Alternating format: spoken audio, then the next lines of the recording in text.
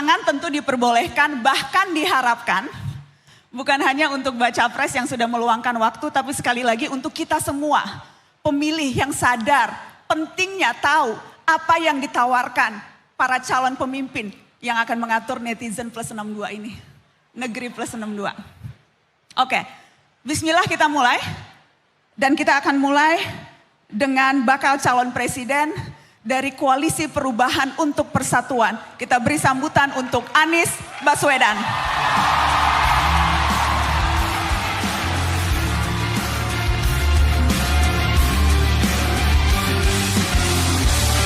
Bakal calon presiden muncul dari belakang. Seperti layaknya pemimpin memang harus muncul dari belakang.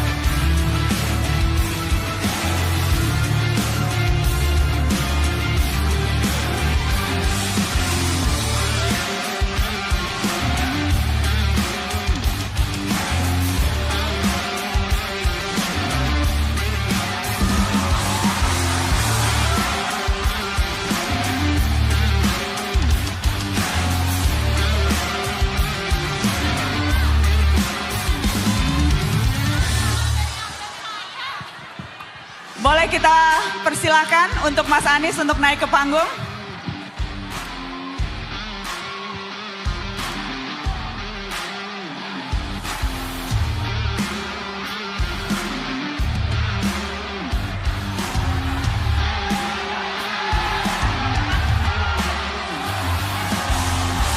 Baik, kita kasih tepuk tangan sekali lagi. Bakal calon presiden dari Koalisi Perubahan untuk Persatuan, Anies Baswedan.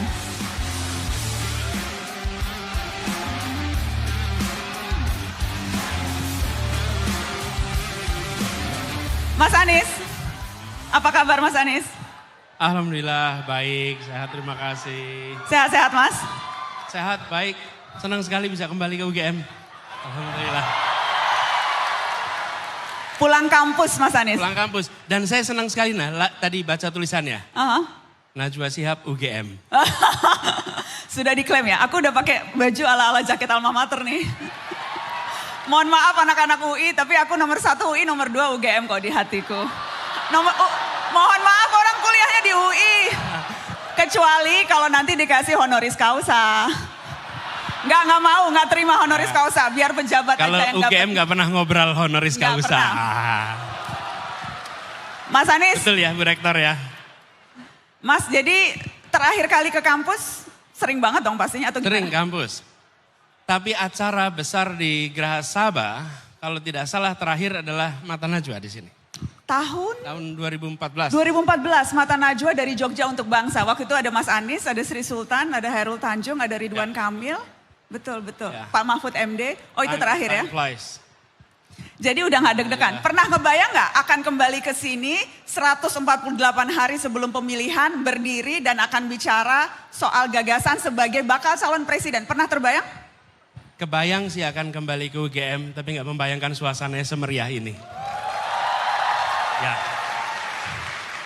Kebayangkan kembali ke sini dan saya membayangkan pasti Gajah Mada termasuk yang terdepan terawal untuk memfasilitasi tukar gagasan. Pasti.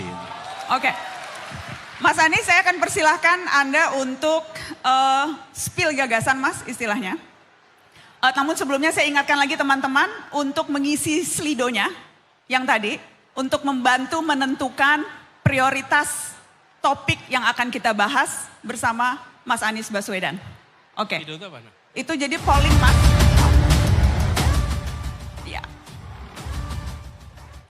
polling, tadi ada barcode-nya, teman-teman bisa kemudian scan barcode-nya untuk mengisi urutan topik prioritas yang akan kita bahas.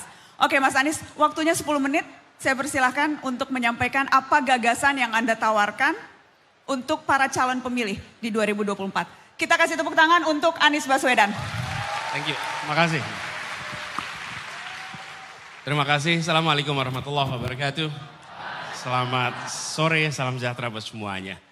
Bu Rektor dan seluruh jajaran pimpinan Universitas Gadjah Mada yang saya hormati, teman-teman mahasiswa dan seluruh hadirin. Saya merasa mendapat kehormatan untuk berada di sini menyampaikan gagasan terkait dengan amanah yang sedang diembankan kepada kami. Indonesia adalah sebuah negara dengan penuh potensi. Dan ketika kita memilih untuk merdeka dan mandiri, kita memiliki cita-cita, kita memiliki janji dan tujuan. Apa itu? Menghadirkan sebuah keadilan bagi rakyat Indonesia. Itu janji yang kita sepakati ketika Republik ini berdiri. Pra kemerdekaan kita hidup dalam kolonialisme dan itu artinya negeri Belanda kaya, negeri Nusantara miskin. Dan kita sekarang bertanggung jawab untuk bisa menghadirkan keadilan, kesetaraan. Itulah misi utama dari perubahan. Apa terjemahannya? Kami menginginkan dan kami merencanakan agar akses pada fasilitas dasar setara. Pertama, kesehatan. Kita menginginkan agar akses kepada kesehatan dari mulai ibu mengandung, bayi dalam kandungan, sampai dengan ketika mereka aktif, termasuk perlindungan, coverage atas atau jaminan kesehatannya. Yang kedua, pendidikan. Pendidikan adalah bekal utama untuk mengembangkan potensi setiap manusia Indonesia. Dan kami tidak ingin menyebut dengan istilah sumber daya manusia. Kami ingin mengembangkan kualitas manusia Indonesia. Karena manusia tidak perlu dipandang sebagai sumber daya untuk kegiatan perekonomian. Ini kemudian wujudnya apa? Kesetaraan kesempatan. Jumlah bangku SD, SMP, SMA yang sekarang bentuknya seperti piramida, makin tinggi jenjang pendidikannya, makin sedikit jumlah bangkunya. Dan itu artinya apa? Banyak anak-anak kita yang tersingkir, tidak bisa mendapatkan pendidikan minimal hingga pendidikan menengah. Lalu pendidikan tinggi. Pendidikan tinggi harus menjadi institusi yang bisa diakses oleh anak siapa saja, bukan hanya anak kelas menengah Indonesia. Pendidikan yang harganya terjangkau, biayanya terjangkau, dan pemerintah memiliki tanggung jawab mengurangi beban pengelola kampus. Pengelola kampus tidak dibebani dengan tanggung jawab begitu besar terkait mencari pembiayaan untuk kegiatan kampus, tapi biar pengelola kampus fokus pada penelitian, pada pengembangan pembelajaran, pendidikan, supaya kampus betul-betul menjadi institusi yang memungkinkan siapa saja berpartisipasi. Sudah cukup biaya pendidikan yang terlalu tinggi di kampus-kampus kita. Kemudian yang ketiga, kita menginginkan lapangan pekerjaan. Lapangan pekerjaan yang setara bagi semuanya. Bapak Ibu sekalian, teman-teman yang ada di Jogja tahu persis ketika saya tumbuh besar di sini, sejak saya SMP, SMA, banyak sekali teman sekelas bukan berasal dari Jogja. Kenapa? Karena sejak SMP dan SMA mereka dikirim oleh orang tuanya untuk belajar ke kota ini agar mereka bisa mendapatkan pendidikan yang baik. Supaya apa? Nantinya mereka mendapatkan pekerjaan yang baik.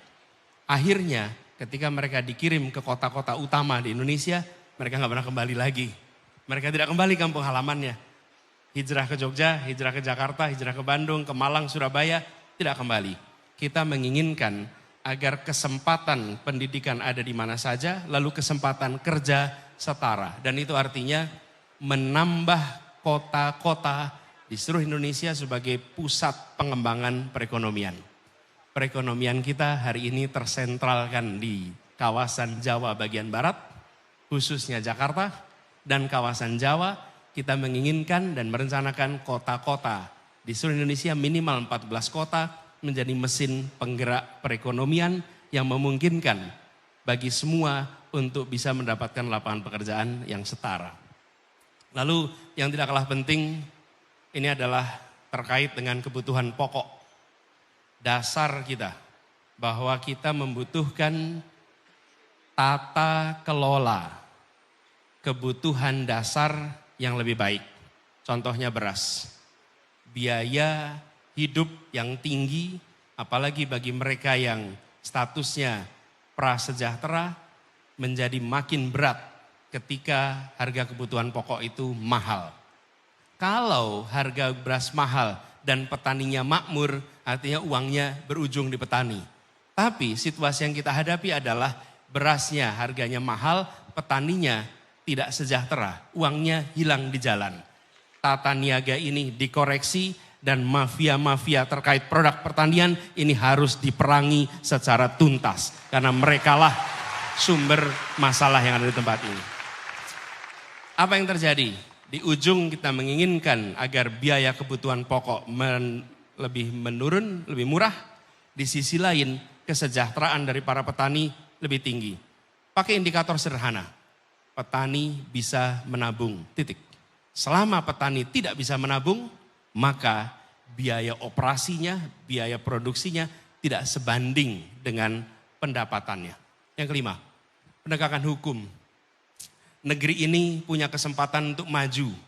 Tetapi selama rule of law, kepastian hukum, penegakan hukum tidak menjadi prioritas, maka yang terjadi adalah tata kelola pemerintahan tidak berjalan dengan baik. Praktek korupsi masif di mana-mana.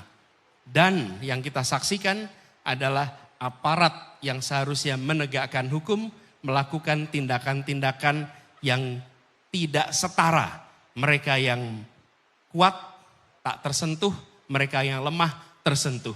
Mereka yang kawan tak tersentuh, mereka yang lawan disentuh terus. Dan ini harus diubah. Pemberantasan korupsi menjadi prioritas penting, penegakan hukum yang adil menjadi prioritas, dan membuat pengadilan kita menjadi pengadilan yang kredibel, itu prioritas kita. Ini adalah aspek yang membuat Indonesia kita bisa take off.